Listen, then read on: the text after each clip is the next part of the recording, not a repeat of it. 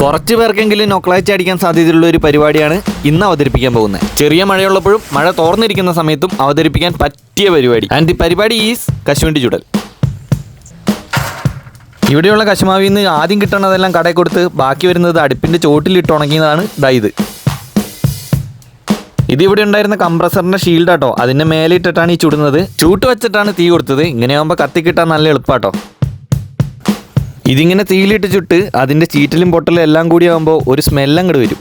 അത് കിടുവാട്ടോ. നമ്മൾ റീറ്റെയിലായിട്ട് കടയിൽ നിന്ന് വാങ്ങുന്നതിൻ്റെ ടേസ്റ്റും ഇങ്ങനെ ചുട്ടെടുത്ത് കഴിക്കുന്നതിൻ്റെ ടേസ്റ്റും ആനയും അമ്പഴങ്ങയും തമ്മിലുള്ള വ്യത്യാസമുണ്ട്. കരിഞ്ഞു പോകാണ്ട് പാകമായിട്ടുള്ളൊരു ഘട്ടം നോക്കി ഞാൻ വെള്ളം ഒഴിച്ച് കെടുത്തിട്ടോ തീ.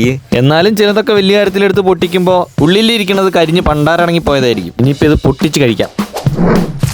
മെയിൻ ഹൈലൈറ്റ് എന്താണെന്ന് വെച്ചാൽ ഇങ്ങനെ ചുട്ടെടുത്തത് തല്ലി തീരുമ്പോഴത്തേനും അണ്ടിപ്പരിപ്പൊന്നും ബാക്കി ഉണ്ടാവില്ല. കാരണം ഓരോ തല്ലിലും ഓരോന്ന് നമ്മൾ അകത്താക്കിക്കൊണ്ടിരിക്കും.